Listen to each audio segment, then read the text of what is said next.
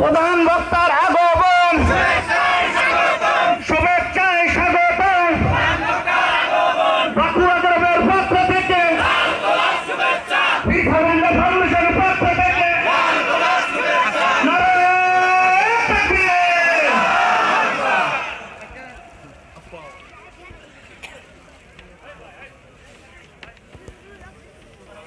মেঘে ময়ূরী পশ্চিমেতে যে ওই আমার সালাম নবীর দেশে দিও। মেঘে ময়ূরী পশ্চিমেতে যে ওই আমার সালাম নবীর দেশে দিও। রওজা জিয়ারতের আশায়, রওজা জিয়ারতের আশায় পিয়াসী অন্তর। যেথায় আমার প্রিয় নবী, যেথায় আমার প্রিয় রাসূল ঘুমান নিরন্তর। মেঘ ময়ূরী পশ্চিমেতে যে ওই। সবাই বলি সাল্লাল্লাহু আলাইহি ওয়াসাল্লাম। কোরআনে কারীমের গুরুত্বপূর্ণ একটি সূরা, সূরাতুল আহজাবের শেষ দিক থেকে কয়েকটা আয়াতে কারীম আমি তেলাওয়াত করেছি। তেলাওয়াতকৃত আয়াতগুলোকে সামনে রেখে কিছু কথা বলতে চাচ্ছি। আমাকে সময় দেওয়া যাবে তো? জোরে বলি ইনশাআল্লাহ। আমি অনেক আগে এসেছি, যখন এখানে কেউ ছিল না। আমি সামনে দিয়ে যখন দেখি যে কেউ নাই, আপনারা এই প্রচন্ড ঠান্ডাকে অতিক্রম করে, তীব্র শীতকে উপেক্ষা করে এই মাহফিলে যে উপস্থিত হয়েছেন, মহান রবের এটা অশেষ মেহেরবানি। আল্লাহ পাক কবুল করে নিয়েছেন। আবারও বলি আলহামদুলিল্লাহ। সম্মানিত হাজিরিন, আমরা যে সময় একত্রিত হয়েছি, গোটা পৃথিবীর 2 শতাধিক রাষ্ট্র, এর মধ্যে 56টি মুসলিম রাষ্ট্র এবং গোটা পৃথিবীর মোট জনসংখ্যার 1/4, এক চতুর্থাংশ হলো মুসলিম। অর্থাৎ গোটা পৃথিবীর এখন মুসলিম জনগোষ্ঠী হলো প্রায় 200 কোটি। কত? 200 কোটি। এটা সংখ্যা কিন্তু কম না। প্রাকৃতিক খনিজ সম্পদের দিক থেকে মুসলমান, তাদের নিয়ন্ত্রণাধীন যে সম্পদ, দা গোটা পৃথিবীর সকল গোষ্ঠীর চাইতে অনেক বেশি। যদি টপ 10 কান্ট্রিজ ধনীর তালিকায় যদি ধরা হয়, এর মধ্যে 1 নম্বর সহ প্রথম সারির 3-4টি রাষ্ট্রই হলো মুসলমানদের রাষ্ট্র। অথচ এত কিছু থাকার পরেও যে জাতি গোটা পৃথিবীতে সবচেয়ে আজ পর্যন্ত বেশি মার খাচ্ছে, সে জাতির নামটা কি বলুন তো? মুসলমান। কেন মুসলমান আজকে কেন মার খায়? মুসলমানদের উপর আজকে এত কেন অমানবিক নির্যাতন চলছে? এটার হেতু কি? এটার কারণগুলো কি? যদি আমরা এক কথায় বলতে যাই, তাহলে মূল কারণ হলো আল্লাহর দেওয়া সংবিধান, আল্লাহর দেওয়া একমাত্র কিতাব আল কোরআন আল কারীমের বিধান থেকে মুসলিম আজকে কাছে না দূরে? বলেন তো, বলেন কাছে না দূরে? শুধু দূরে না, অনেক দূরে, অনেক দূরে। কোরআনকে শুধুমাত্র নাম সর্বস্ব ধর্মীয় কিতাব হিসেবে মানতে চায় অনেকে, বলে যান এটা ধর্মীয় কিতাব, এটা দিয়ে আবার রাষ্ট্র চলবে, এটা আমরা মানি না। আছে কিন্তু আসতে বলে আছে কি না? এবং এটার সংখ্যা কি কম? কমও না। একটা বিশাল সংখ্যক জনগোষ্ঠী তাদের চিন্তা হলো কোরআন দিয়ে ধর্মের কিছু কাজ চলবে, মসজিদ চলবে, মাদ্রাসা চলবে, দান সদকা চলবে। এটা দিয়ে আবার সচিবালয় চলবে কেন? গণভবন চলবে কেন? ক্যান্টনমেন্ট চলবে কেন? আদালত চলবে কেন? তাদের কাছে এটা অপছন্দনীয় এবং তারা এটা বিশ্বাস করতেও চায় না। কিন্তু আসলে কি কোরআন গতানুগতিক অন্য ধর্মের মতো শুধু ধর্মীয় কিতাব না। শুধু 300 থেকে 350 আয়াত আছে শুধু ফিজিক্স কেমিস্ট্রির উপরে, সায়েন্সের উপরে। আল্লাহু আকবার বলবেন না? আপনি কি চান? আপনি চিকিৎসক, চিকিৎসা নেবেন, পাবেন। ইঞ্জিনিয়ারিং কোন তথ্য নেবেন, পাবেন। গবেষক গবেষণা পাবেন, সাহিত্যিক সাহিত্য পাবেন, রাজনীতিবিদ রাজনীতি পাবেন, রাষ্ট্রপতি রাষ্ট্র পদ্ধতি পাবেন, আইনজীবী আইন পাবেন, বিচারক বিচার পাবেন, ব্যবসায়ী ব্যবসা পাবেন। এমন কোন দিক এবং বিভাগ নাই যা এর মধ্যে বাদ পড়েছে। তাহলে বলুন তো, এই কিতাব কি শুধু সাধারণ কোন ধর্মের কিতাব? মহাকাশ নিয়ে কথা আছে এই কোরআনে কারীমের ভিতরে, অকল্পনীয়। এটা মানুষের দ্বারা কখনোই সম্ভব নয়। প্রচলিত কি বলে, এই সম্প্রতি সায়েন্স একটা বিষয় প্রমাণ করেছে। এই যে আমরা বসে আছি যে জমিনে, এই জমিন এবং আসমান এর মাঝে যে মহাশূন্য আমরা দেখছি, যার কোনো কুল কিনারা আজ পর্যন্ত মানুষ খুঁজে পায় নাই। এই আসমান এবং জমিন একসময় একসঙ্গে লাগানো ছিল। একসঙ্গে কি লাগানো ছিল? এর মধ্যে কোনো শূন্যতা ছিল, লাগানো ছিল একসঙ্গে। সায়েন্স বলছে প্রচন্ড একটা ধাক্কার মধ্য দিয়ে এই বিশাল আসমান এবং জমিনের এই মহাশূন্যতা মাঝখানে সৃষ্টি হয়েছে। ধাক্কার মধ্য দিয়ে এই মহাশূন্যতা পয়দা হয়েছে। এটাকে বলে বিগ ব্যাং থিওরি। মানে এটা একটা হচ্ছে সায়েন্সের একটা আধুনিক তাদের নাম দেওয়া বিগ ব্যাং থিওরি। যারা গবেষণা করেন তারা এটা শুনে থাকবেন, শুনেছেন। এই বিগ ব্যাং থিওরি সায়েন্স, এই আধুনিক সায়েন্স তারা এটা সম্প্রতি তারা এটা প্রমাণ করেছে, বলল যে এটা এরকম ছিল। কিন্তু আল্লাহ তাআলা আজ থেকে ১৫০০ বছর আগে আমার নবীকে জানিয়ে দিলেন। কিভাবে জানিয়ে দিলেন দেখেন, যারা অর্থ বুঝবেন তারা একদম ক্লিয়ার হয়ে যাবেন। আল্লাহ রাব্বুল আলামিন বলেন, আওয়ালাম ইয়ারাল্লাযীনা কাফারু আন্নাস সামাওয়াতি ওয়াল আরদা কানাতা রাতকান ফাফাতাকনাহুমা وجعلنا من الماء كل شيء حي জোরে বলুন আল্লাহু আকবার। ওই কাফেররা কি তাকায় না, নজর দেয় না? নিঃসন্দেহে আসমান এবং জমিন এক সময় লাগানো ছিল, এক জায়গায় ছিল, কিন্তু সময়ের পরিক্রমায় এক পর্যায়ে মহা ধাক্কার মধ্য দিয়ে বিশাল মহাশূন্যের পয়দা হয়েছে। আমার বন্ধুগণ, আধুনিক সায়েন্স, আধুনিক বিজ্ঞান এটা হালে প্রমাণ করেছে। আর আমার নবীকে আল্লাহ তাআলা ১৫০০ বছর আগে বিশ্ব নবীর মাধ্যমে গোটা বিশ্ববাসীকে আমার আল্লাহ তাআলা জানায়া দিয়েছে। জোরে বলি সুবহানাল্লাহ। তাহলে একজন ব্যক্তির দ্বারা কি এই কোরআন রচনা করা সম্ভব? বলেন তো। কি তথ্যগুলো আল্লাহ পাক এই কিতাবের মধ্যে দিয়ে দিয়েছেন বহু আগে। এখন বলুন, বিজ্ঞান কোরআন থেকে, বিজ্ঞান কি প্রমাণ করেছে না কোরআন থেকে ধার করেছে? কোরআন থেকে ধার করেছে। যেখানে সকল জ্ঞান শেষ, সেখানে কোরআনের জ্ঞান শুরু। পৃথিবীর কোনো জ্ঞান যেখানে আর কুলাচ্ছে না, তখন আসতে হবে কোন কিতাবের দিকে? কোরআনের দিকে। এটা দরিয়া। সায়েন্স ভুল করবে, বিজ্ঞান ভুল করবে, পৃথিবীর তথ্য পরিবর্তন হবে, চেঞ্জ হবে, ভুল হবে।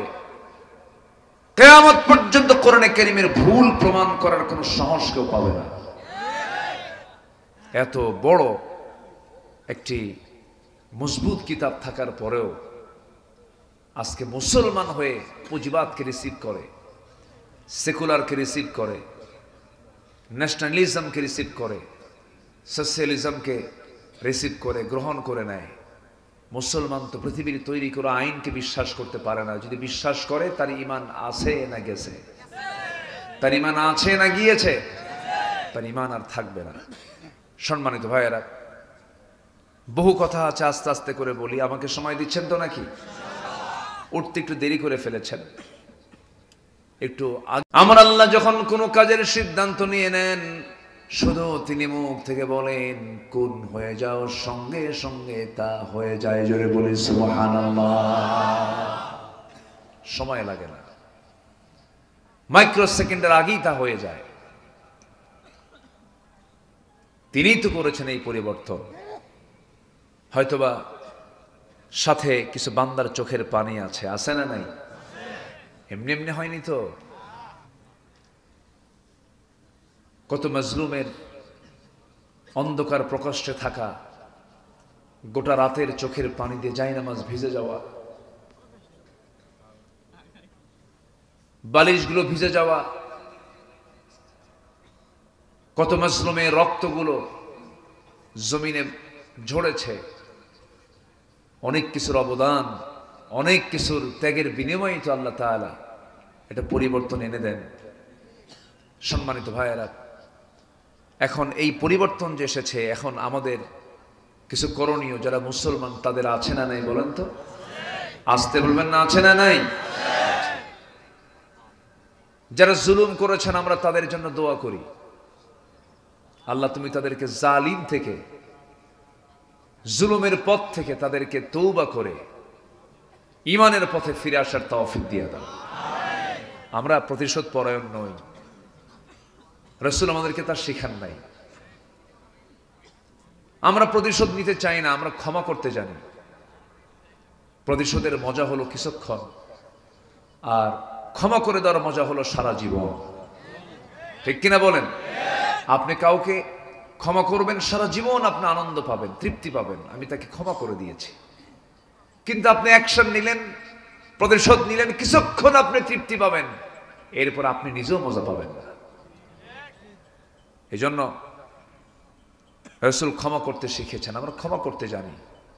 কিন্তু ওরা যা করেছে, ওরা যে আচরণগুলো করেছে, এই গ্রামের আমি এসেছি, তথ্য নিয়েছি, একজন ভাইকে বিয়ের অনুষ্ঠান থেকে, খাবারের দোয়া অনুষ্ঠান থেকে খাবার প্লেট খাচ্ছিলেন, সেখান থেকে তুলে নিয়ে গিয়ে সন্ত্রাসী কায়দায় গুলি করে তাকে হত্যা করা হয়েছে। তবে যারা খুনি তাদের ক্ষমা আল্লাহর কাছেও নাই, আমাদের কাছেও নাই। আসতে বলবেন না, জোরে বলুন ঠিক কিনা? তাদের কোনো ক্ষমা নাই। আপনি কি জানেন? আল্লাহু আকবার। একটা মুমিনকে হত্যা করা মানে ফাকাতালান নাস জামিআ। আমার ডান পাশে যিনি বসে আছেন চিনেন তো নাকি? আল্লাহু আকবার। উনি ওনার ছাত্র জীবন শেষ করে ওনার শিক্ষকতার জীবনে এসে উনি 30 পারা কোরআন মুখস্থ করেছেন। ভাবতেছেন আমি চিনি না? ভালোভাবে চিনি। উল্লাপাড়াতে অনেক আগে এসেছি তো, আসি। উল্লাপাড়ার মাটি মানুষকে চিনি। এই যে আমার আলাউদ্দিন ভাই বসে আছেন, আজকে আমাদের জাতীয় নেতা, ইসলামী ব্যক্তিত্ব, কত বড় মাপের যে তিনি একজন ব্যক্তি, মাওলানা রফিকুল ইসলাম খান হাফিজাহুল্লাহ। তিনি দেশের বাইরে সফরে ছিলেন, তার নামে মামলা ছিল বেশি না, মাত্র 250টা। কয়টা বলেন তো? এটা আমার সালাম জানাবেন যে হ্যাঁ একটু বলবেন যে তার জন্য আমরা দোয়া করি। চিন্তা করেন একটা মানুষের নামে যদি 250 মামলা থাকে সে করবেটা কি বলে? মানুষ কি এত এত হিংস্র হয় আর এত হিংসুক হয়? আর একটা মানুষ কি এতগুলো কাজ করতে পারে? 250 মামলা, যা শয়তান কয় আমি এত বড় শয়তান না। যাই হোক, আমরা একটা পরিবর্তন পেয়েছি, আমরা এটাকে কাজে লাগাবো। জোরে বলি ইনশাআল্লাহ। আল্লাহ সুযোগ দেন না? সুযোগ দিয়েছেন, আমরা এটাকে কি করব? কাজে লাগাবো। কি দিয়া বলেন তো? কি দিয়ে কাজে লাগাবো? কোরআন দিয়ে। জোরে বলি ইনশাআল্লাহ। আমি যেখান থেকে তেলাওয়াত করেছি সেই তেলাওয়াতকৃত আয়াতগুলো হচ্ছে সূরাতুল আহজাব। সূরাতুল আহজাব থেকে আমি শেষ দিকের কয়েকটা আয়াত আমি তেলাওয়াত করেছি। আল্লাহ তাআলা ঈমানদারকে এখানে ডাক দিচ্ছেন, ঈমানদারকে ডাক দিয়ে কিছু আমলের কথা বলেছেন যে তোমরা এই কাজগুলো করো, এই কাজগুলো করলে তোমাদের যে ভুলভালগুলো আছে আমি এগুলো ঠিক করে দেব, মানে পাশ করায় দিবেন। তিনি কে? তিনি কে বলেন তো? আল্লাহ বলছেন আমি তোমাকে এই কাজগুলো করবা, আমি তোমাকে তোমার আমলনামা যেগুলো ভুলভাল ছিল আমি ঠিকঠাক করে দেব, এবং শুধু তাই না তোমার জীবনের সকল গুনাহগুলো মাফ করে দেব। তাহলে আর কিছু লাগে? আর কিছু লাগে আমাদের? আল্লাহ যদি মাফ করে দেয় আর কিছু লাগে? আল্লাহ রাব্বুল আলামিন সুন্দর করে বলেন, ইয়া আইয়ুহাল্লাযীনা আমানু ইত্তাকুল্লাহা ওয়া কুলু কওলান সাদীদা يصلح لكم أعمالكم ويغفر لكم ذنوبكم ومن يطع الله ورسوله فقد فاز فوزا عظيما জোরে বলুন আল্লাহু আকবার। সূরাতুল আহজাব আয়াত নাম্বার 70 এবং 71 আল্লাহ রাব্বুল আলামিন ঈমানদারকে ডাক দিয়ে বলছেন তোমরা 3টা কাজ করো। আমরা আজকে 3টা কাজ শিখে যাব, জোরে বলি ইনশাআল্লাহ। নাম্বার 1 হলো তোমরা ভয় করো একমাত্র কাকে? আল্লাহ ছাড়া কাউকে ভয় করা জায়েজ আছে? বলেন জায়েজ আছে? মানুষ মানুষকে ভয় পাবে না, মানুষ পৃথিবীর কাউকে ভয় পাবে না। কে ছাড়া? আল্লাহ ছাড়া মানুষ কখনো কাউকে ভয় করতে পারে না। আল্লাহ রাব্বুল আলামিন বলছেন আমাকে ভয় করলে তার ফলাফল কি হবে শুনে রাখো। ওয়া আম্মা মান খাফা মাকাম রাব্বিহি ওয়া নাহান নাফসা আনিল হাওয়া ফাইন্নাল জান্নাতা হিয়াল মাওয়া। জোরে বলুন আল্লাহু আকবার। আমাকে ভয় করবে, তোমার স্থান হয়ে যাবে জান্নাতে মাওয়া।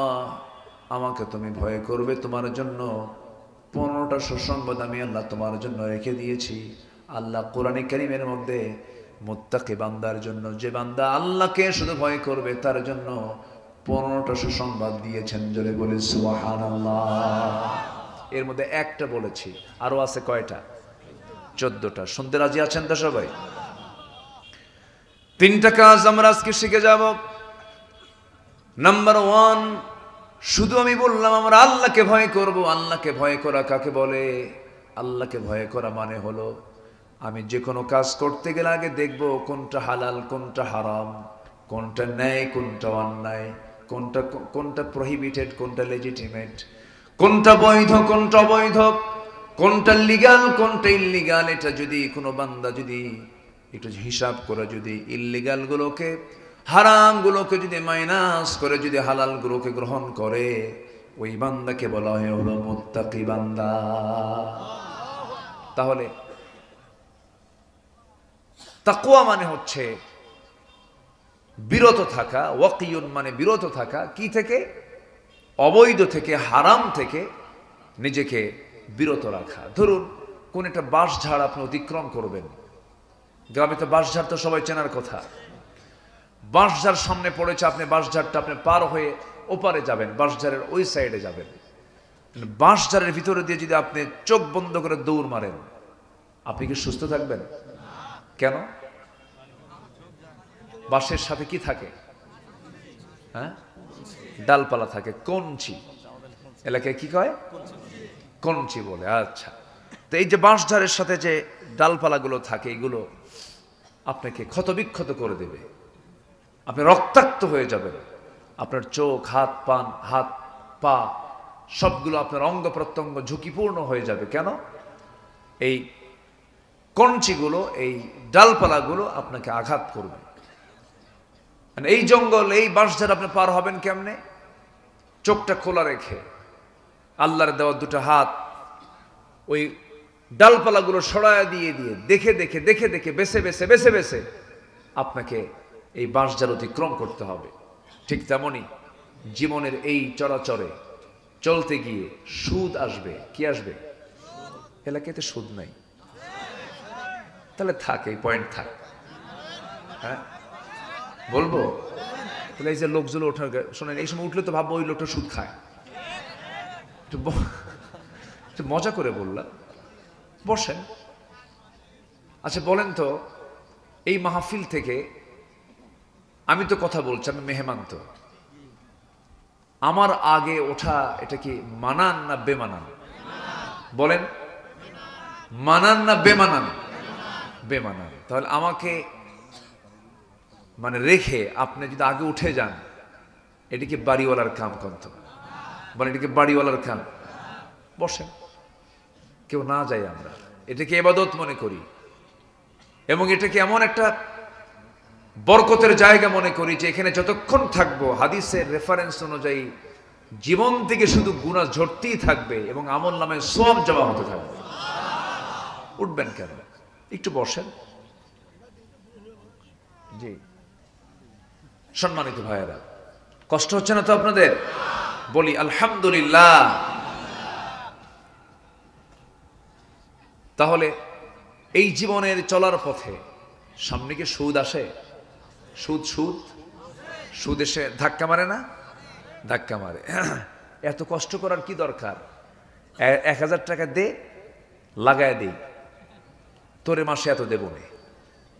এত কষ্ট করার দরকার আছে নাকি? কি কথা কি বুঝতেছেন আপনারা? কথা কি বোঝা যায়? হ্যাঁ, অনেক হাজিও কিন্তু আছে কি না? আছে। আপনি যদি এখন বলতেন, হুজুর আপনি সুদ নিয়ে কথা কইেন না, তাও তো কব। কেন বলবো না? আমি তো আপনার কথা শোনার জন্য আমি এখানে আসি নাই, আমি এসেছি আল্লাহর কথা শোনার জন্য এবং বলার জন্য।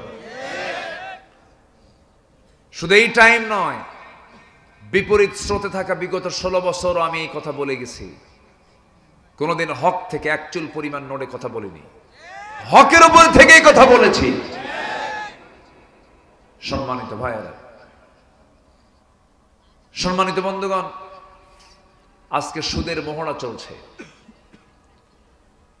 জেনার একটা মানে রমরমা পরিবেশ তৈরি হয়ে আছে আমার দেশে। জেনা আছে না নাই বলেন তো? জেনাও আছে।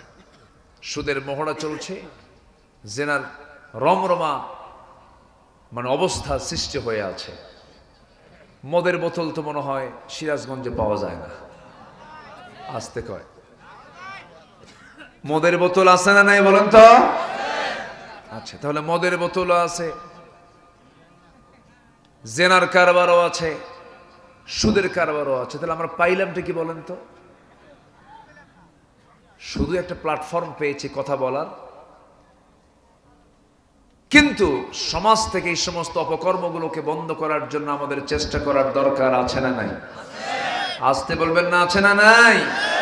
আছে। 1000 বছর ওয়াজ করে, 1000 বছর মাহফিল করে আপনি এগুলোকে বন্ধ করতে পারবেন না। এগুলো বন্ধ করার জন্য একমাত্র আইন দরকার। সে আইন পৃথিবীর কোন আইন নয়, একমাত্র কার আইন? কার বিধান বলুন? আল্লাহর বিধান। কোন সমাজে কোন রাষ্ট্রে আল্লাহর গজব নাজিল হয়? নাম্বার 1, যে সমাজের মানুষ সুদ খায়, যে সমাজের মানুষ মদের কারবার করে, যে সমাজের মানুষ জেনার কারবার করে সেই সমাজে গজব নাজিল করেন তিনি আমার কে? তাহলে গজব থেকে বাঁচার জন্য এই সমস্ত অপকর্মগুলো বন্ধ হওয়ার দরকার আছে না নাই? বন্ধ করবে কে? আল্লাহ। আর আমরা বসে থাকবো, দেখছেন আল্লাহ বন্ধ করে দেবে। আমাদের কাজ করা দরকার। হুজুর ঝোঁকে কইছি তাই না? ঝোঁকে বলেছি অপকর্ম করব আমরা, আবার আল্লাহ এমনি বন্ধ করে দিবে, এটা কেমন কথা? একটা মহল তারা এগুলো করেই যাবে। কেন জানেন? এগুলো ব্যবসা মনে করে তারা। এগুলো কি মনে করে? আবু জেহেল বলতো মোহাম্মদ এগুলো কি বলো, সুদ তোমার ব্যবসা। দেখছেন যেরকম নাউজুবিল্লাহ। তাহলে এখনো যারা বলে এই জাতীয় কথা তারা সবগুলো কার নাতিপুতি কন্ত? আবু জেহেল। এই কথাগুলো একটু অনেকের কাছে অপছন্দ লাগবে, একটু কষ্ট হবে, কি করবেন এখন? আমাকে তো বলতেই হবে কথাগুলো, একটু শোনেন। সম্মানিত ভাইয়েরা, এই কি কয় এখান থেকে? আচ্ছা, না না, আমরা যার গায়ে যেটা লাগুক না কেন, কিন্তু আমাকে তো হক কথা বলতে হবে, ঠিক কিনা বলেন? জি, আমার কানে আসছে কথা, সমস্যা নেই, শুনেছি। সম্মানিত ভাইয়েরা, আমার নবী যে আবু তালেবকে সাথে নিয়ে সারা জীবন থেকেছেন। আবু তালেব কি ছিল? কাফের ছিল। আমাদের টার্গেট করতে হবে সেখান থেকে মানুষ করার জন্য তাদের মধ্যে থেকে বের করে আনতে হবে। আমার নবীজি কোন সমাজের মানুষ ছিলেন, কোন সমাজে তিনি জন্মগ্রহণ করেছিলেন, আপনি একটু কল্পনা করতে পারেন? ওরা সুদ তো খেতই, নিজের মাকে পর্যন্ত বিয়ে করত। এত জঘন্য ছিল ওরা। মানে বাপ মাকে তালাক দিছে, সৎ মা তালাক দিছে, ছেলে যা পরের দিন বিয়ে করে নিয়ে চলে আসতে পারে। এত নোংরা ওই আইয়ামে জাহেলিয়াতের যুগের মানুষের মাঝে জন্ম নিয়েছিলেন মুহাম্মদুর রাসূলুল্লাহ। আবার সেই একটা অধপতিত সমাজ থেকে, একটি জঘন্য সমাজ থেকে রাসূল বের করে আনলেন আবু বকর, ওমর, উসমান, আলী, তালহা, জুবায়ের, আব্দুল্লাহ, জাফর, এই সমস্ত জান্নাতি সাহাবীগুলোকে ওই সমাজ থেকে বের করে এনেছেন কোন জাদু মন্ত্র দিয়ে নয়। কি দিয়া? আসতে বলবেন না, কি দিয়া? আমরা কি পারবো না? আমরা কি পারবো না? আমরাও পারবো, জোরে বলি ইনশাআল্লাহ। কথা যখন চলে আসলে একটু বলেই ফেলি। আমার নবীজির জন্ম যে সময়, সেই সময়ে এই যে কাবা যারা হজ করতে গেছেন, যারা কাবাকে সামনে রেখে যারা তোয়াফ করেছেন, তোয়াফে জিয়ারা করেছেন, ওই কাবা ঘরকে সামনে রেখে শিয়া আরবের কুরাইশরা করত কি? উলঙ্গ হয়ে তোয়াফ করত। একজনের সামনে আরেকজন উলঙ্গ হয়ে দাঁড়ায় থাকতো। কত বড় তারা নোংরা ছিল। মদের বোতল নিয়ে থাকতো সারাদিন, পানির চাইতে মদ বেশি খেত। জেনা ছিল তাদের নিত্য নৈমিত্তিক ব্যাপার। সমস্ত আকাম কুকাম গুলো সেই সমাজে উপস্থিত ছিল। এমনকি আমার নবীর সেই জন্মের সময় ওই সমাজের মানুষগুলো এত নোংরা ছিল যে, এত জঘন্য, এত অমানবিক, এত পাশবিক ছিল যে তারা তাদের নিজের কন্যা সন্তানকে পর্যন্ত জীবন্ত পুঁতে হত্যা করত। কন্যা সন্তান হয়েছে, কিছু কিছু মা করত কি? গর্তের কিনারায় গিয়ে দাঁড়িয়ে থাকতো, বসে থাকতো। সন্তান যদি দেখতো ছেলে হয়েছে তুলে নিয়ে আসতো। মেয়ের সন্তান হলে পরে জীবন্ত পুঁতে সেই জায়গায় গর্তের মধ্যে পাথর চাপা দিয়ে, মাটি চাপা দিয়ে রেখে আসতো। বিআইয়ি যামবিন কুতিলাত। নবীজি সেই যুগেই জন্ম নিয়েছেন এবং সেই সময় তিনি জানিয়ে দিয়েছেন, যার ঘরে 3টা মেয়ে আছে তার জন্য 3টা পৃথক জান্নাত। জোরে বলি সুবহানাল্লাহ। আমি রাসূল, আমি হলাম 4 সন্তানের 4টা মেয়ের বাবা। জোরে বলি সুবহানাল্লাহ। সন্তান ছেলে ভালো না মেয়ে ভালো? হ্যাঁ, মাহফিলে মেয়ে ভালো, আর বাড়িতে গিয়ে ছেলে ভালো। বারবার মেয়ে হয় স্ত্রী গর্ভ থেকে, স্বামী কয় তোর পেট আসলেই পচা। এই আছে না বলার মতো লোক? আছে না? আমার মায়েরা খুব খুশি, হুজুর ভালো করে খাও। মেয়ে সন্তান হলে পরে মনে হয় বাড়িতে শোকের মাতম, কোনো আওয়াজ নাই। কি হয়েছে? আর যদি হয় ছেলে, কি হয়েছে? ছেলে। ভাবসাব মনে হয় এখনই 10 লাখ চায় বসে আছে। আছে না ভাই বলেন তো? না, সন্তান ছেলে হোক মেয়ে হোক বলে ফেলতে হবে আলহামদুলিল্লাহ। কখনো একটা বারের জন্য মনক্ষুণ্ণ হওয়া যাবে না। কারণ সন্তান ছেলে মেয়ে ইয়াহাবু লিমান ইয়াশাউ ইনাসা ওয়া ইয়াহাবু লিমান ইয়াশাউ যুকুর, আল্লাহ যাকে চান ছেলে দেন মেয়ে দেন, যাকে চান আকিমা, কিচ্ছু দেন না। ক্ষমতা কার? আসতে বলবেন না, ক্ষমতা কার? এটা নিয়ে বান্দার চিন্তা করার কোনো দরকার নাই। আমার নবীজি 4টা মেয়ের বাবা। রাসূল মেয়েদেরকে খুব পছন্দ করতেন। তো এরকম এক সাহাবী নবীর সাথে বায়াত নিলেন, মক্কে জিন্দেগির ঘটনা। তো বায়াত নিয়ে আমার নবীর সামনে এসে শুধু কাঁদেন, চোখের পানি ফেলে কাঁদেন। আমার রাসূল বলেন, সাহাবী তুমি ইসলাম কবুল করার পরে কাঁদো কেন? তুমি কি মানে ভুল করছো নাকি? কিন্তু হুজুর তা না, ইসলাম কবুল করার পরে আমার নতুন একটা চিন্তা মাথায় ঢুকেছে। কি চিন্তা মাথায় ঢুকছে বলো তো? আপনি বলে দিলেন আমার সব গুনাহ মাফ হয়ে গেছে ইসলাম কবুলের জন্য, কিন্তু আমার কাছে মনে হয় সব গুনাহ মাফ হলো, আমার একটা গুনাহ মাফ হয়নি। আমার রাসূল বললেন, কি কি গুনাহ করছে বলো? সামনে বসো। রাসূল তাকে জোর করে বসায় দিলেন, হাঁটু গেড়ে। খুব সুন্দর সুশ্রী চেহারার সাহাবী নবীর সামনে বসলেন। বসে বললেন, তুমি কি ভুল করছো কও। সাহাবী চোখের পানি ফেলে দিয়া বলে, ইয়া রাসূলুল্লাহি ইয়া হাবিবাল্লাহ, আমি আমার জীবনে যতগুলো ভুল করেছি কোনো ভুল আমার তেমন বড় কিছু মনে হয় না, কিন্তু এই কয়েকদিন যাবৎ ইসলাম গ্রহণের পর রাতের বেলা যখন ঘুমাতে যাই, একটা কন্যা সন্তান যেন আমাকে পিছন থেকে ডাকে আব্বা আব্বা বলে, এই জন্য আমি অস্থির হয়ে যাচ্ছি। কেন, কি হয়েছে হুজুর?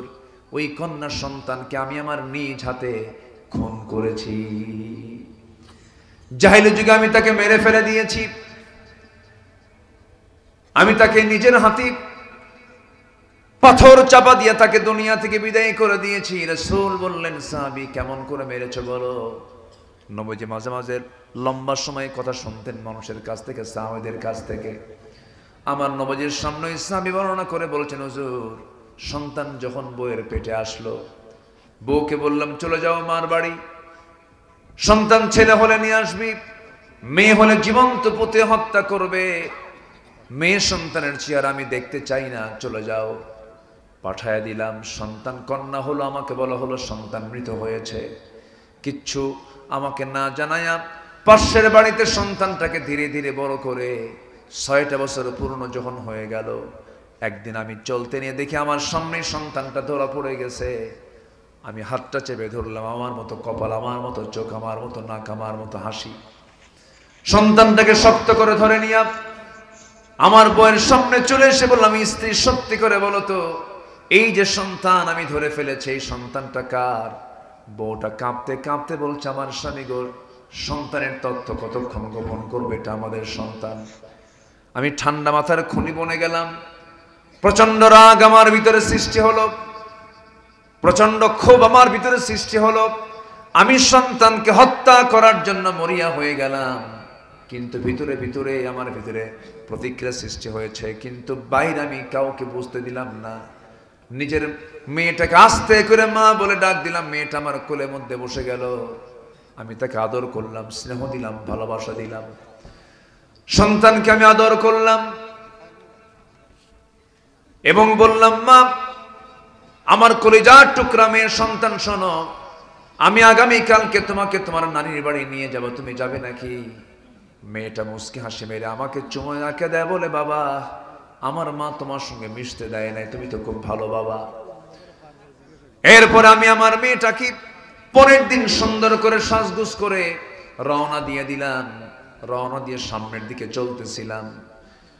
আমি নানির বাড়ির দিকে রওনা না দিয়ে যখন জঙ্গলের দিকে রওনা দিলাম, মেয়েটার মুখ ছোট হয়ে গেল। মেয়েটা বলছে, বাবা নানির বাড়ির রাস্তাতে এইদিকে আমি জানি, তুমি এইদিকে যাও কেন? কিচ্ছু বললাম না। জঙ্গল পার হয়ে গেলাম। জঙ্গল পার হওয়ার পর সেই জায়গায় আমি কোদাল হাতে নিলাম। ঠিক দুপুরবেলা, প্রচন্ড গরম, দুপুরবেলা কোদাল হাতে নিয়ে যখন গর্ত খনন শুরু করে দিলাম, ঘামতেছি, দাড়ির মধ্যে মাটিগুলো ঢুকে যায়। ওই মেয়েটা আমার দাড়ির ভিতরে হাতের 5টা আঙ্গুল ঢুকায়া দিয়া ময়লাগুলো সাফ করে দেয়, আর বলে, বাবা গর্ত খনন কেন করছো, তুমি কি নানির বাড়ি যাবা না? কিচ্ছু বললাম না, কোনো জবাব আমি দিচ্ছি না হুজুর। আমার শরীর থেকে ঘামগুলো ঝরতেছিল, গামছা দিয়ে সুন্দর করে ঘামগুলো মুছে মুছে দেয়, আর বলে, বাবা গর্ত খনন কেন করো? আমি কিচ্ছু বললাম না। গর্ত খনন যখন শেষ হয়ে গেছে, অভিনয় করে মেয়েটাকে আস্তে করে মুস্কি হাসি মেরে বললাম, মা দেখো তো গর্ত খননটা কেমন হয়েছে। হুজুর মেয়েটা সরল মনে আমার দিকে একটা মুস্কি হাসি মেরে গর্তের দিকে আগায় গেল। গর্তের কিনারায় গিয়ে উকি মেরে দেখতে লাগলো গর্তের ভিতরের দিকটা। আমি পিছন দিকে চলে আসলাম, চক্ষু বন্ধ করে এত জোরে পিছন দিকে ধাক্কা মারলাম, এক ধাক্কায় গর্তের মধ্যে উপর হয়ে পড়ে গেল। চট করে চিত হয়ে 2টা হাত এক জায়গায় করে বলছে, বাবা বুঝতে পেরেছি মার কথাটাই বাস্তব হয়েছে। আমার মা যা বলেছিলেন তাই আজকে বাস্তব হয়ে গেল। বাবা আমাকে তুমি এই জায়গায় মেরে ফেলার জন্য নিয়ে এসেছো, কিন্তু বাবা তোমার কাছে আমার একটা আরজি, বাবা আমি তো তোমার মেয়ে, আমি তো তোমার সন্তান, তোমার কাছে আমার একটাই শেষ আবদার, তুমি আজকে আমাকে প্রাণে বাঁচায় দাও। আমি তোমাকে ওয়াদা করলাম প্রয়োজনে ভিক্ষা করে খাবো, কিন্তু আমৃত্যু তোমার সামনে আমার চেহারা আমি দেখাবো না। হুজুর এতটুকু নয়, বীর নয়, এত আমার কাছে আবদার করলো, কিন্তু আমার দিলটা করলো না, শিরকিয়াতের কারণে, জিহালাতের কারণে। আমি খেপে গেলাম, রেগে গেলাম, প্রচন্ড তীব্র রাগ উঠে গেল আমার ভিতরে। হাতের মধ্যে পাথর নিলাম, পাথর নিয়ে কলিজার টুকরা সন্তানের বুক বরাবর যখন আঘাত করলাম, ফিঙ্কি দিয়ে রক্ত বের হওয়া শুরু হয়ে গেছে। মেয়েটা বারবার আব্বা আব্বা বলে ডাকলো, কিন্তু দিল তো করলো না হুজুর। পাথর চাপা দিয়া, মাটি চাপা দিয়া জনমের মতো বিদায় করে দিলাম। হুজুর আমার সারা জীবন মনে হয় নাই, কিন্তু আমি কয়েকটা দিন আগে ইসলাম কবুলের পরের দিন থেকে শুরু করে নিয়ে গোটা রাত আমি ঘুমাতে যাই, ঘুমাতে পারি না, যেন মনে হয় পিছন থেকে সেই মেয়েটা আমাকে বারবার ডাকতেছে আব্বা আব্বা বলে। হুজুর আমার মনে হয় এই গুনাহটা মাফ হবে না। আমার নবীজি এই কথা শুনে সাহাবীকে জড়িয়ে ধরে বলছে, সাহাবী রে, আমার আল্লাহ তো রহমান, আমার রব তো রহিম, আমার রব তো গফফার, আমার রব তো গফুর। অবশ্যই আল্লাহ রাব্বুল আলামিন তোমার জীবন থেকে এই যে বড় একটা খুন করেছো, এই খুনের গুনাহ ও দিন গ্রহণের কারণে আল্লাহ রাব্বুল আলামিন মাফ করে দিয়েছে। আমার ভাইরা, এই একটা অসভ্য সমাজকে সভ্য সমাজে রূপান্তর করলেন রাসূল, কোন জাদু মন্ত্র দিয়ে নয়, দুনিয়ার কোন তন্ত্র মন্ত্র দিয়ে নয়, একমাত্র আসমানি কিতাব, ঐশী কিতাব। কি দিয়া? বলেন কি দিয়া? কোরআন দিয়ে। আমরা সব তো দেখে শেষ করলাম, সব দেখাই শেষ করেছি আমরা। দেশের কল্যাণের জন্য অনেকেই অনেক প্রকার প্রতিশ্রুতি নিয়ে ক্ষমতার মঞ্চে বসেছিল। কেউ এই দেশ শাসন করেছে 25 বছর, কেউ শাসন করেছে 16 বছর, কেউ শাসন করেছে 9 বছর, কেয়ারটেকার গভর্নমেন্টরা করেছে কয়েক বছর। সবই তো দেখলাম, সবাই তো মুসলমান পরিবারের সন্তান, সবার ধর্মের নাম ছিল ইসলাম, কিন্তু ক্ষমতায় এসে জাহান্নাম থেকে বাঁচানোর জন্য যে ন্যূনতম একটা বিধান, নামাজের একটা বিধান পর্যন্ত তারা সমাজে চালু করতে পারে নাই। তার ফলাফল আজকে নামাজি হলো মাত্র 5%, বেনামাজি হলো 95%। যদি নামাজি সরকার যদি সরকার হিসেবে থাকতো, তাহলে এটাই উল্টে যেত, নামাজি হতো 95% আর বেনামাজি হতো 5%। আমরা কি দেখতে চাই না এমন একটা সরকার আসুক যে সরকার সমাজে রাষ্ট্রে নামাজ কায়েম করবে? সবাইকে চান? সবাইকে চান? আমরা সব দেখে শেষ করেছি, আমরা আগামীর দেশ দেখতে চাই, কোরআনের দেশ, ইসলামের দেশ। রাজি আছেন কারা কারা? হাত উঁচু করে দেখান মুসলমান।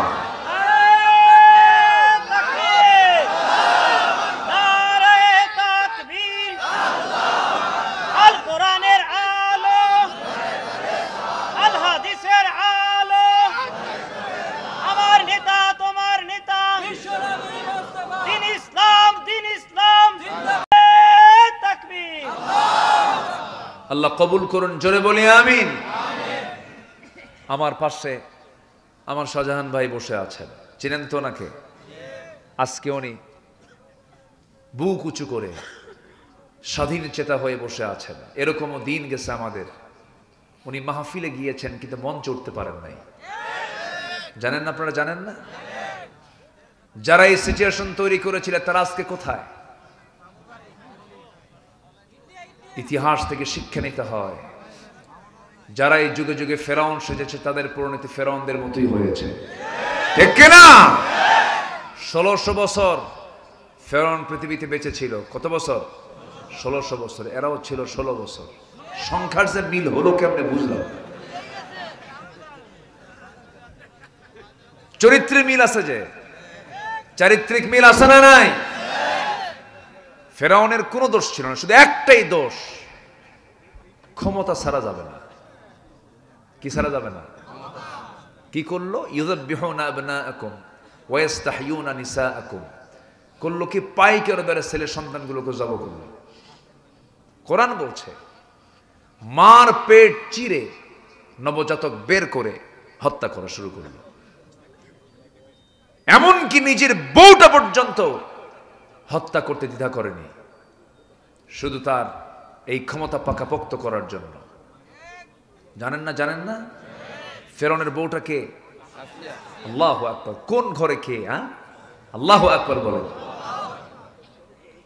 হ্যাঁ, ফেরাউনের মতো একটা ঘরে পৃথিবীর সবচাইতে বড় বদমাইশ এটা, যার নাম কোরআনে আল্লাহ পাক উল্লেখ করেছেন। সুখ্যাতি না কুখ্যাতি? বলেন বলেন বলেন বলেন। খ্যাতি কিন্তু দু প্রকার। দুজন কি মানুষ চেনে ভালো, যারা তাদেরকেও, যারা ভালো হয়ে বিখ্যাত, যারা খারাপ হয়ে বিখ্যাত না, কুখ্যাত। তার কি? কুখ্যাত। ফেরাউন, তার স্ত্রী ছিলেন হলো আসিয়া আলাইহিস সালাতু ওয়াস সালাম। দোষ কি ছিল ফেরাউনের চোখে? যে আমার মন মতো না চললে বড় বিপদ হয়ে যাবে, আমার ক্ষমতার উপরে হুমকি চলে আসবে। তুমি আমার রাষ্ট্রের সেকেন্ড মানুষ, তুমি হলে ফার্স্ট লেডি অফ ইজিপ্ট।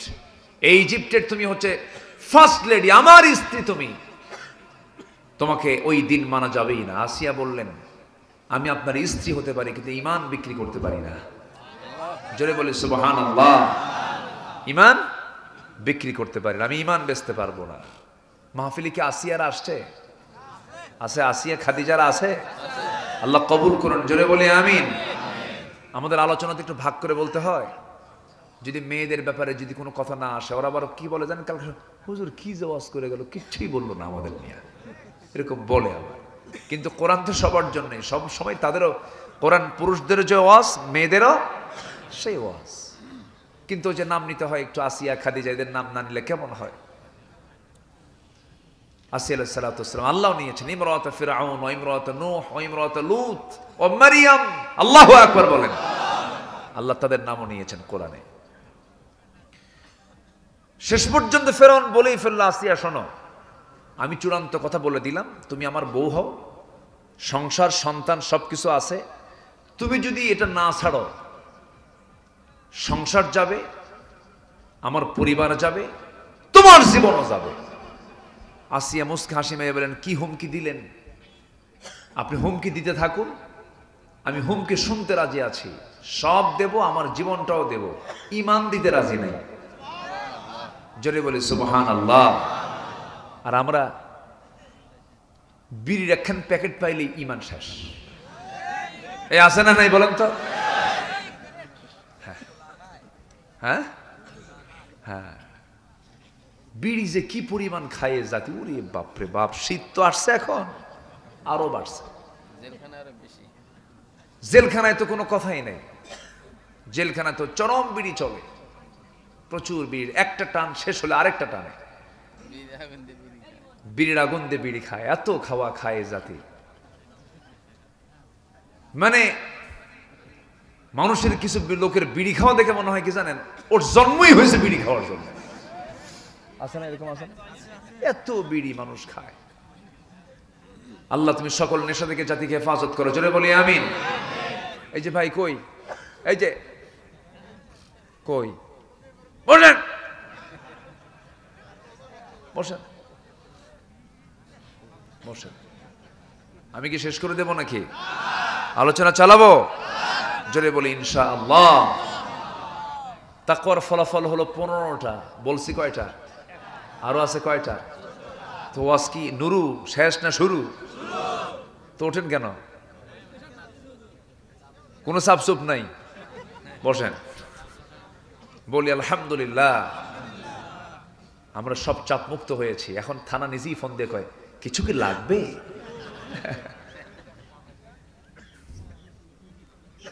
সম্মানিত ভাইয়েরা,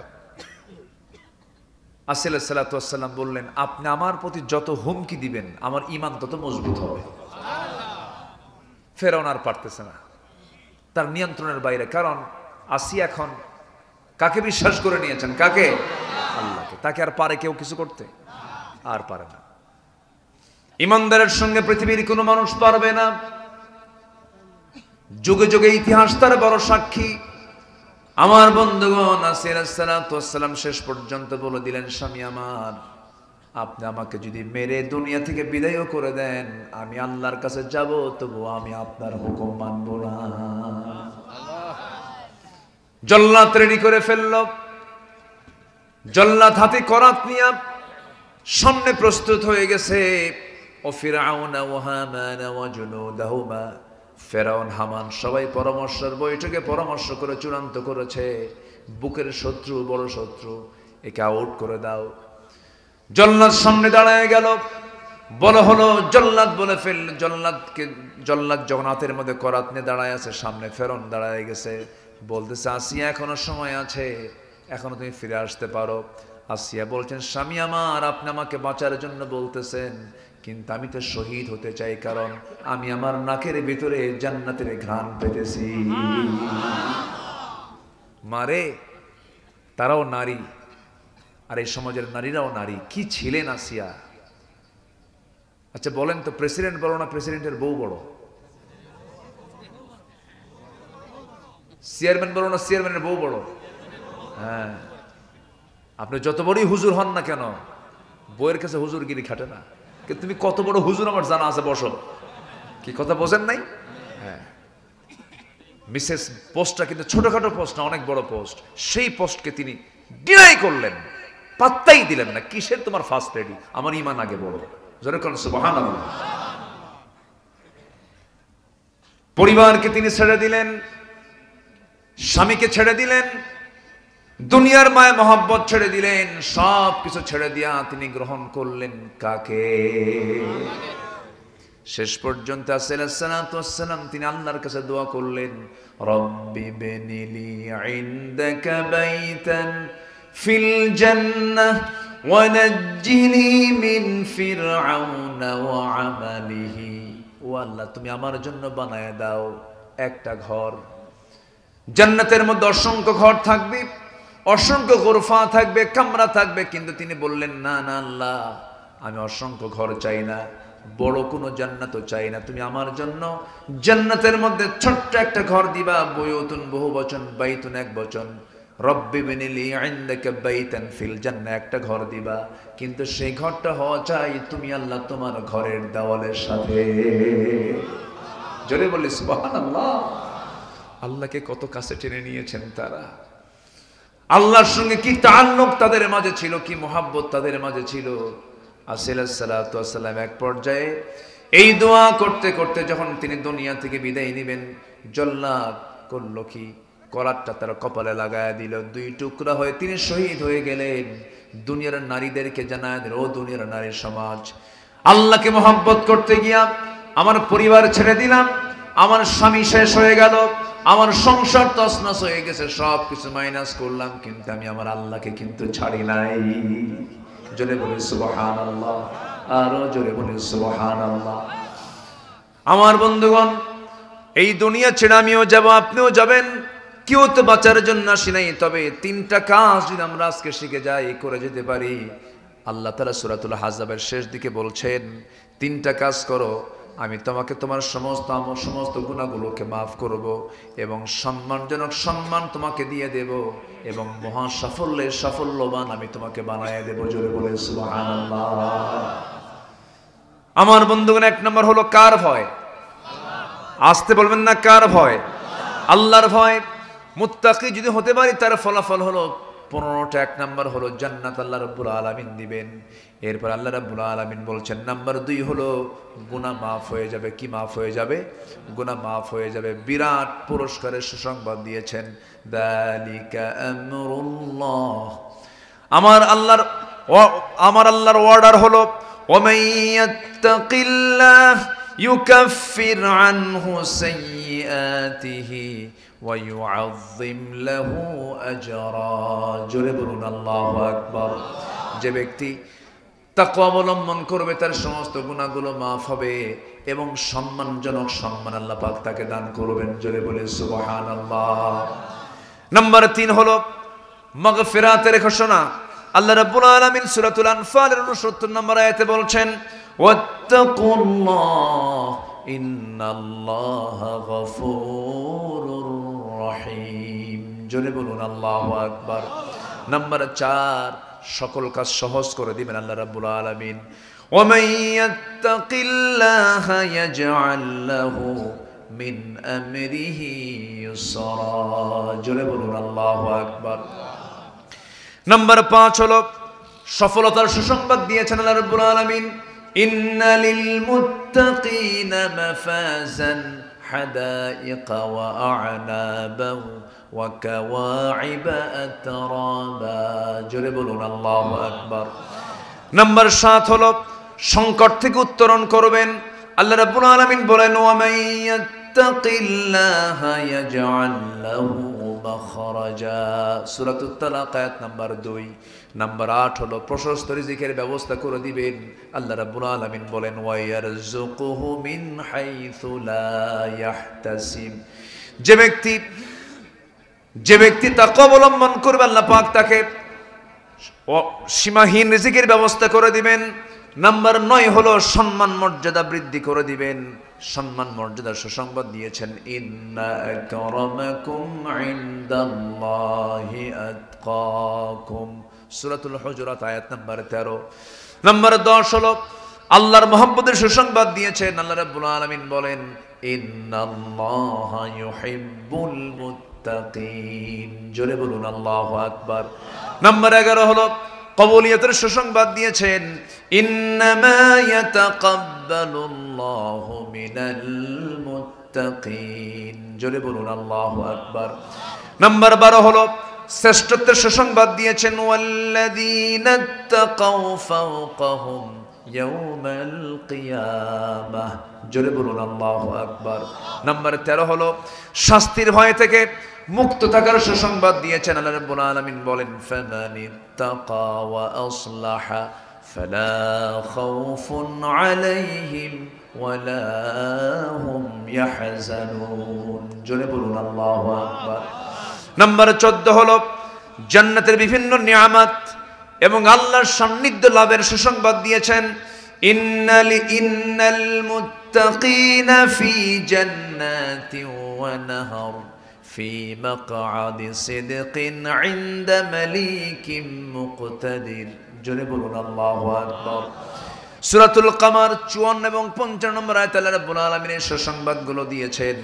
সর্বশেষ কোরআন বলছে, যারা তাকওয়া অবলম্বন করবে, যারা মুত্তাকি হবে, আল্লাহর পক্ষ থেকে তাদের জন্য জ্যোতি নূরের ব্যবস্থা হয়ে যাবে। জোরে বলে সুবহানাল্লাহ।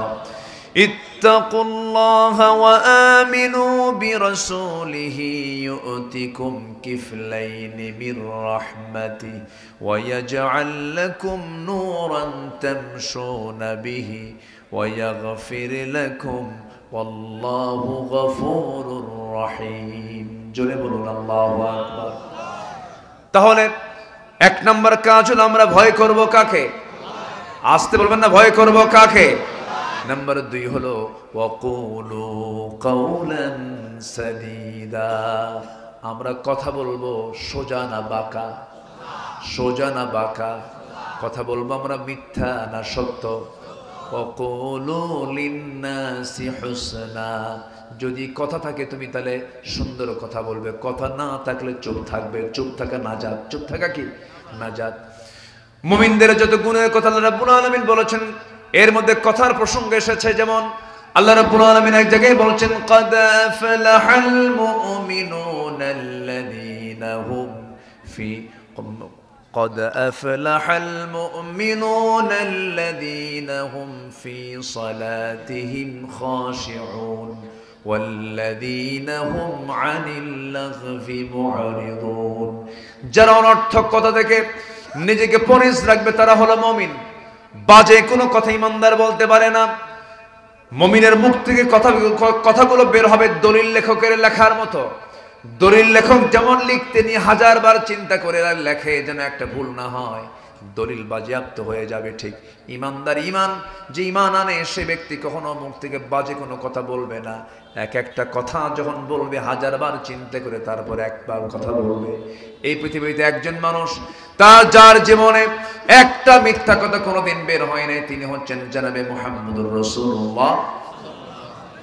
আমার রাসূল কোনোদিন একটা মিথ্যা বললেন না। আমরা তার উম্মত, মিথ্যা কি বলা যাবে? আজ তুমি মিথ্যা কি বলা যাবে? অনর্থক কোনো কথা বলা যাবে? বাজে কোনো কথা বলা যাবে? আলা উনাব্বিউকুম বিআকবারিল কাবাইর। ও আমার সাহাবীরা, আমি কি তোমাদেরকে বড় বড় কবিরা গুনার কথা বলবো নাকি? হুজুর বলেন। রাসূল বলেন, নাম্বার 1 আল ইশরাকু বিল্লাহ, নাম্বার 2 উকুকুল ওয়ালিদাইন, নাম্বার 3 কাওলাজ জুর, বাজে কথা বেফাস কথা বলা যাবে না। এই 16 বছর যত কথাগুলো শুনেছি আমরা রাষ্ট্রের উচ্চ মহল থেকে, সুন্দর সোজা কথা না বেফাস কথা? বলেন বলেন বলেন। খেলা হবে, কইছে না? এটা কোনো কথা বলেন তো? এটা কোনো ওয়েটফুল, এটা কোনো দামি মানুষ, বিশেষ মানুষের কোনো কথা হতে পারে বলেন? এটা হাস্যকর, এটা বাজে বেফাস কথাগুলো আমরা শুনেছি 16 বছর। একটা অনিসলামী দলের নেতা বলে, অনিসলামী দলের নেত্রী বলে যে আমরা যদি আগামীতে নির্বাচিত হতে পারি আমরা আমাদের দেশটাকে মদিনার সনদে দেশ চালাবো। দেখছেন একটা অনিসলামী দলের নেতা কি কয়? মদিনার সনদে দেশ চালাবো। মদিনার সনদে দেশ চালায় না ওরা, মোদির সনদে দেশ চালিয়েছিল ওরা। সম্মানিত ভাইয়েরা, আমি জানি আপনাদের কষ্ট হচ্ছে একটু, 12টার দিকে যাচ্ছে, আস্তে আস্তে রাত হলে তো একটু ভারী হবেই। কোনো আপত্তি নাই তো? জোরে বলি ইনশাআল্লাহ। তাহলে মুখ থেকে যা কথা বলবো আমরা মিথ্যা না সত্য? বলেন মিথ্যা না সত্য? সত্য কথা বলবো, মিথ্যার ধারে বাসা আমরা যাব না। জোরে বলি ইনশাআল্লাহ। যার মুখ থেকে মিথ্যা বের হবে না তার সে যে দোয়াই করবে সেই দোয়া আল্লাহর দরবারে মঞ্জুর হয়ে যাবে। সবচেয়ে বড় পীর কে জানেন? সবচেয়ে বড় বুজুর্গ সেই যার মুখ থেকে মিথ্যা বের হয় না। সেই মুখটা পরিচ্ছন্ন, সেই জিহবা জাহান্নামে যাবে না যে জিহবাতে মিথ্যা বের হয় না। এটা মারাত্মক ব্যাপার, বিশাল একটা আমল এটা। এক সাহাবী এসে বললেন, হুজুর আমাকে একটা আমল শিখান। রাসূল বললেন, তুই মিথ্যা কথা ছেড়ে দে, যা, তুই নাজাত পাবি। জোরে কোন সুবহানাল্লাহ। কি বললেন? কয়টা আমল বললেন? একটা আমল। এবং রাসূল বলেছেন মিথ্যা মানুষকে জাহান্নামের দিকে নিয়ে চলে যায় আর সত্য মানুষকে জান্নাতের দিকে নিয়ে চলে যায়। as-sidqu yunji wal kidhbu yuhlik। সত্য নাজাত দিয়ে দেয়, মিথ্যা ধ্বংস করে ফেলে। একটা দুইটা মিথ্যাচার করেনি আল্লামা সাঈদীর মতো মানুষ। চিন্তা করে দেখুন, আমার দেশে তার জন্ম হয়েছে, এই জাতি ধন্য, এই ভূমি ধন্য। 18 কোটি তৌহিদে জনতারা তিনি হৃদয়ের স্পন্দন ছিলেন। তাকে ভালোবাসে নাই এমন কোন লোক আমার দেশে ছিল না। সেই লোকটাকেও কেমন করে হত্যা করা হলো। আমরা তাফসীর মাহফিলের এই প্ল্যাটফর্ম থেকে জানান দিতে চাই, বিশ্বনন্দিত, জননন্দিত মজলুম 13 বছর কারাগার থেকে 2023 সালের 13 অগাস্টে চিকিৎসার নাম করে ঘর থেকে কিংবা জেলখানা থেকে বের করে হসপিটালে ভর্তি করায়া মেডিকেল টিম নামের কিলিং টিম তৈরি করে পয়জনিং করে বিষ প্রয়োগ করে তাকে হত্যা করা হয়েছে। তাফসীর মাহফিলের এই প্ল্যাটফর্ম থেকে জানান দিতে চাই, অবিলম্বে সেই কিলারদের ধরুন, গ্রেফতার করুন, চূড়ান্ত শাস্তি নিশ্চিত করা হোক। রাজি আছেন কারা কারা? হাত উঁচু করে দেখান মুসলমান।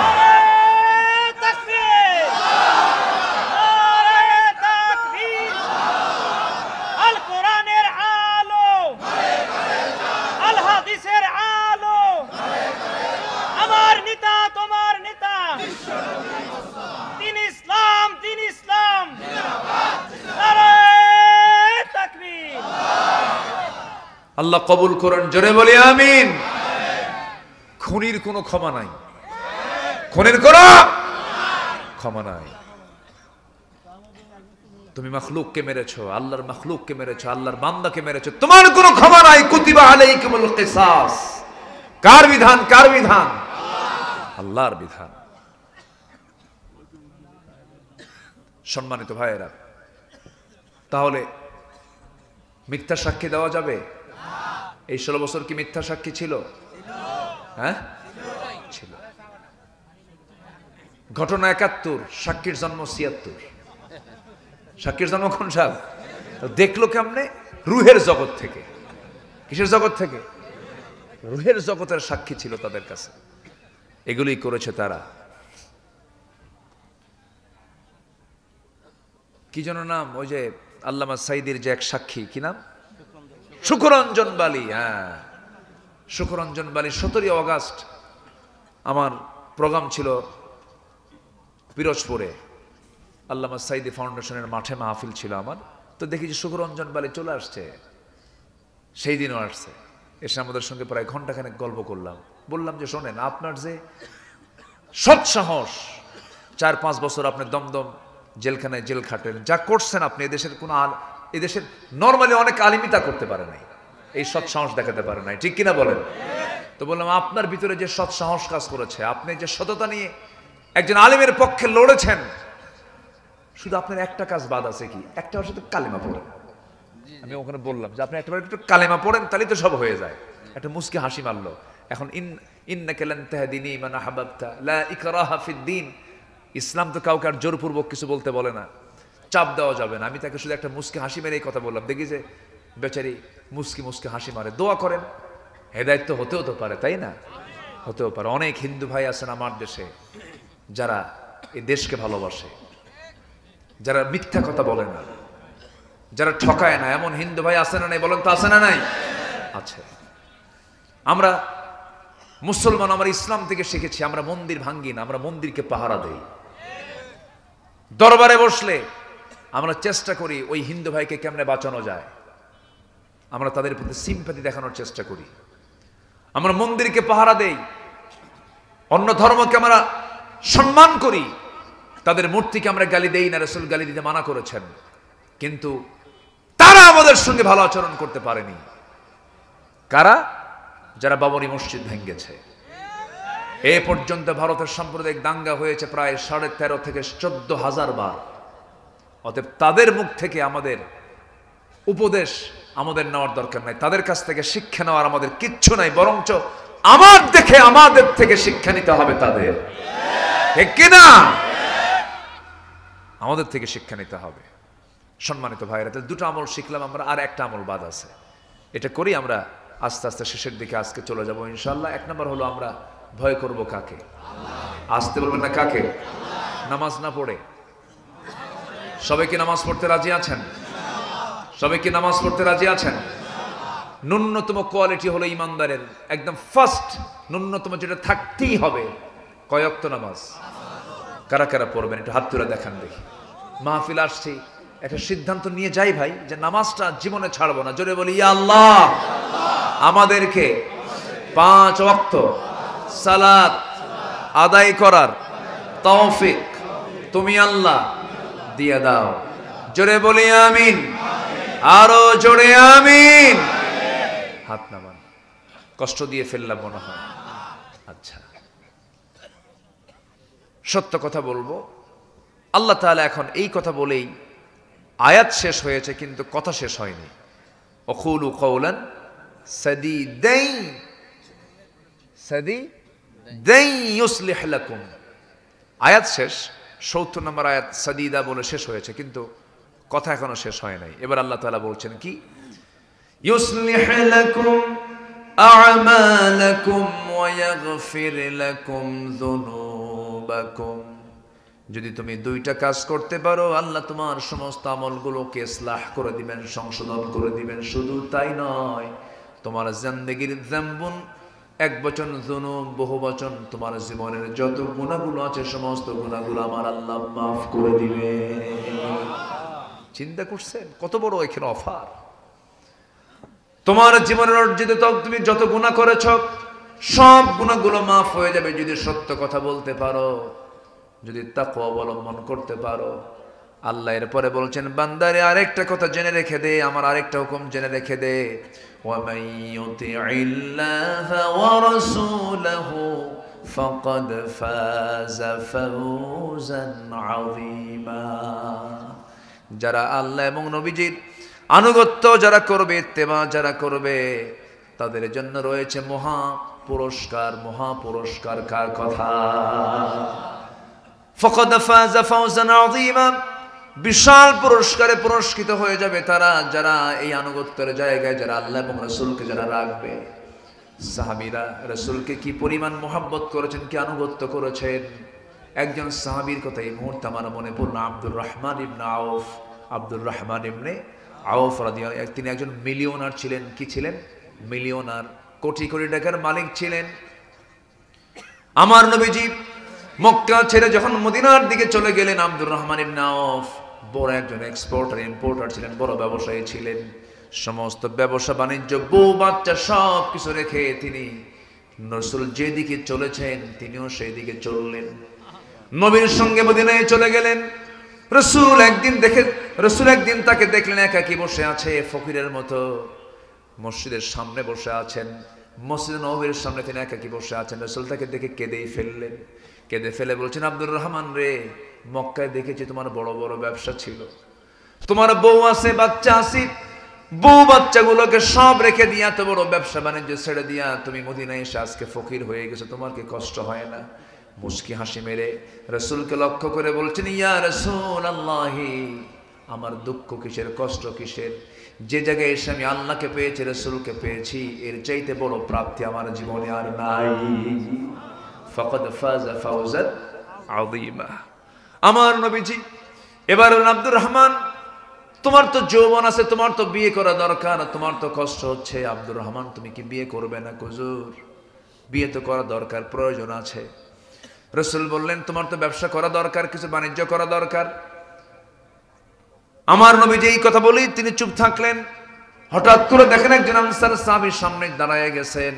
রাসূল বলছেন, এই আনসার সাহাবী এদিকে আসো, তুমি তো ধনী সাহাবী, এই যে আমার আব্দুর রহমান খুব প্রিয় সাহাবী, আমার খুব কাছের মানুষ আমার, দেখো তো আব্দুর রহমানের জন্য কিছু করা যায় নাকি? হুজুর আমি দেখবো। আপনি বলেছেন যখন। ঘোড়ার পিঠে তাকে চড়ায় নিলেন। মদিনার সবচাইতে বড় বড় দুইটা খেজুর বাগান তাকে দেখা দিয়ে বললেন, ভাই রে, এই দুইটা খেজুর বাগানের মালিক আল্লাহ পাক আমাকে বানিয়েছেন, আপনার যে বাগান পছন্দ হবে এই মুহূর্তে আমি সেই বাগান আপনার নামে দলিল করে দেব। আব্দুর রহমান বলছেন, ভাই আর কি করবা বলো? এবারে বলছে, আমার বউটা দুইটা, আমার দুইটা বউ, এক বউ হলেও চলবে, তোমার তো বউ নাই, দুইটা বউয়ের যে কোনো একটা বউকে আমি তালাক দেব, তুমি আমার বউটাকে তোমার বউ বানায় নিবা। আল্লাহু আকবার বলেন। আব্দুর রহমান ইবনে আউফ বললেন, ও আমার আনসার ভাই, তোমার খেজুর বাগান আমার দলিল করে দিতে হবে না, তোমার বউটাকে আমার জন্য তালাক দেওয়া লাগবে না, আমাকে একটু বাজার দেখায় দাও, একটু ব্যবসা শিখায় দাও। বাজার দেখায় দেওয়া হলো। ছোট্ট একটা ব্যবসা শুরু করে দিলেন। সেই ছোট্ট ব্যবসায় ব্যবসা করে তিনি কয়েক রতি সোনা কামাই করেন। কয়েক রতি আনিও না, কয়েক রতি সোনা কামাই করলেন। সোনা কামাই করলেন, কিছু টাকা জমা হলো। বিয়ের উদ্দেশ্যে একজন মেয়েকে দেখতে গেলেন, পছন্দ হলো, বিয়ে শাদী করে নিলেন। 3 দিন 4 দিন আব্দুর রহমানের কোনো খবর নাই। নবীর সামনে 4-5 দিন পরে গিয়ে নবীর সামনে আস্তে করে বসে গেলেন। সুন্দর কাপড়, গায়ে তার গন্ধ সুগন্ধ ছড়াচ্ছে। রাসূলকে সালাম দিচ্ছেন। রাসূল মুস্কি মুস্কি হাসি মেরে জবাব দিয়ে বলছেন, আব্দুর রহমান, তোমার চেহারায় কেমন যেন মনে হচ্ছে, তোমার পোশাকে কেমন যেন মনে হচ্ছে তুমি একটা কিছু ঘটাইছো, বিয়ে করছো নাকি? হুজুর বিয়ে করছি। আমার দাওয়াত দিলে না? হুজুর মনই ছিল না। কি এরকম হয়? কিন্তু অনেক কাছের মানুষও কিন্তু অনেক সময় বিয়ের সময় বাদ পড়ে যায়, হয় না? এরকম হয় না? আমার নবীজি কিছুই মনে করলেন না, বললেন, ঠিক আছে আব্দুর রহমান, বিয়েটা জরুরি ছিল, বিয়ে তো করে নিয়েছো, ভালো কথা আব্দুর রহমান, কিন্তু তুমি ওই যে একজন আমাকে ব্যবসা শিখাইয়া দিয়েছে, আনসারের সাহাবী, কয়েক রতি সোনা কামাই করেছি, ওই কয়েক রতির সোনাটা বউটাকে মোহরণার স্বরূপ দিয়া আমি দেখে রানী বানায় ঘরে নিয়ে আসছি। সুবহানাল্লাহ বলবেন না? আমার নবীজির সঙ্গে সঙ্গে দুহাত উঁচু করলেন, আকাশের দিকে তাকায় বলছেন, ও আল্লাহ, আমার আব্দুর রহমানের পরিবারে এবং ব্যবসায় বরকত দিয়ে দাও। এই দুইটা দোয়া যখন করলেন, আল্লাহ পাক তার পরিবারে এমন বরকত দিয়েছেন, মৃত্যুর সময় তিনি দুনিয়াতে 13টা সন্তান রেখে গেছেন। কটা সন্তান? এবং এত পরিমাণ সম্পদ তিনি দুনিয়াতে রেখে গেছেন। যুদ্ধের ময়দানে এই আব্দুর রহমান ইবনে আওফ তাবুকের অভিযানের সময় তিনি 3 বস্তা সোনা দান করেছেন। কয় বস্তা? 3 বস্তা। এবং তার ইন্তেকালের পরে আব্দুর রহমান ইবনে আওফ বদরি সাহাবী ছিলেন, বদর যুদ্ধে অংশগ্রহণ করেছেন। এই আব্দুর রহমান ইবনে আওফ যখন দুনিয়া থেকে বিদায় নেন, তার সন্তানগুলো সম্পদ বন্টনের সময় হাত দিয়া নয়, কুড়াল দিয়ে কেটে কেটে তারা সোনা ভাগ করেছেন। কি দিয়া? কুড়াল দিয়ে কেটে কেটে সোনা ভাগ করেছেন। আমার রাসূল দোয়া করেছেন, আল্লাহ তুমি আমার আব্দুর রহমানের ব্যবসায় বরকত দিয়ে দাও। মানে এই দোয়ার পরে উনি ছায়ে হাত দিলে ছায়ে সোনা হয়ে যেত। আল্লাহু আকবার বলেন। সম্পদ হতে তো বাধা নাই। আমার নবীজির একজন জামাই ছিলেন খুব ধনী, তার নাম কি? ওরে ওয়াজ তো সবাই পারে, উসমান। এই তো সবাই তো পারেন, শুধু একটু স্মরণ করে দেওয়ার জন্য। বিশাল সম্পদের পাহাড় তার ছিল। একদিন রাসূলকে বলছেন, হুজুর এত সম্পদ আর ভাল লাগে না, আপনি দোয়া করেন তো আমার সম্পদ যেন কমে। আচ্ছা, এরকম ধনী কি এখন হালে আছে? আচ্ছা, আমি তো আমার জীবনে পাই নাই যে কোনো ধনী এসে বললো, হুজুর আপনি আমার জন্য দোয়া করেন সম্পদ যেন শেষ হয়ে যায়। এরকম তো কেউ বলে না। উনি বলেন, আল্লাহ হুজুর আপনি আমার জন্য দোয়া করেন আমার সম্পদ যেন কমে যায়। তাই? আচ্ছা উসমান, আমি একটা প্রশ্ন করি, কি তুমি খাও কেমনে বলো তো? হুজুর আমি জমিনে না, আমি যদি উটের পিঠেও বসে খাওয়া শুরু করি, উট চলতেছে আমি খাচ্ছি, ওই সময়ও যদি আমার হাত থেকে একটা দানা পড়ে যায়, দানা একটা খাবারের একটা ছোট্ট একটা দানাও যদি পড়ে, আমি উটকে বসায়া ওই দানা হাতে তুলে ধুইয়া এরপরে খাই। রাসূল বলেন, ওসমান সম্পদ তো কমবেই না, দোয়া করে কামাবে না, তোমার সম্পদ আরো বাড়বে। জনে বলে সুবহানাল্লাহ। তাহলে সম্পদ হতে কোনো বাধা আছে? কিন্তু সম্পদটা হতে হবে লিগ্যাল না ইললিগ্যাল। লিগ্যাল ওয়েতে হলে কোনো বাধা নাই। কারণ সম্পদ বেশিতে 2টা আমল বেড়ে যায়, হজ বেড়ে গেল, যাকাত বেড়ে গেল, ঠিক কিনা বলেন? তো হ্যাঁ, দান খয়রাত বেড়ে গেল, সাদাকা বেড়ে গেল। তাহলে কত উপকার না? আমরা রং কনসেপ্ট নিয়ে আমাদের মাঝে মাঝে কিছু হুজুরদের ভিতরে, কিছু আলেমদের ভিতরে কিছু রং কনসেপ্ট আছে। রাসূল শুধু ফকির ছিলেন, না খায় থাকো, অভাব অনটন এগুলো দিয়েই সব কিছু শেষ করে দেয়। কিন্তু ইসলাম মানে অসচ্ছল নয়। ইসলাম যদি জমিনে কায়েম হয়, সকল অভাব ইসলামের জন্য দূর হয়ে যাবে, ঠিক কিনা বলেন? হ্যাঁ, ইসলাম মানে অভাব নয়, ইসলাম মানে অসচ্ছল নয়। ইসলাম মানে সকল অসচ্ছলতা, অভাব ইসলামই দূর করে দেবে। কারণ ইসলামটা দিয়েছেন কে? আসতে বলবেন না, কে দিয়েছেন? আল্লাহ দিয়েছেন। চোরের হাতে টাকা থাকা ভালো না আল্লাহর হাতে টাকা থাকা ভালো বলেন তো? আমার দেশে কাদের হাতে টাকা? বলেন। শুধু চোর না ডাকাত? কি ওরা কি পুকুর চোর না সাগর চোর? কিছুই তো থয় নাই। 11 লক্ষ কোটি টাকা দেশ থেকে পাচার করে নিয়ে চলে গেছে। কি দেশপ্রেমিক দেখছেন? কি দেশপ্রেমিক এরা। আমরা আর সুযোগ ওদের হাতে দেব না, আমরা আর চোর ডাকাতদের হাতে সুযোগ করে দেব না। বুকের তাজা প্রাণ ঢেলে দেব, বাতিল শক্তির কাছে মাথা নত করবো না আমরা। জোরে বলি ইনশাআল্লাহ।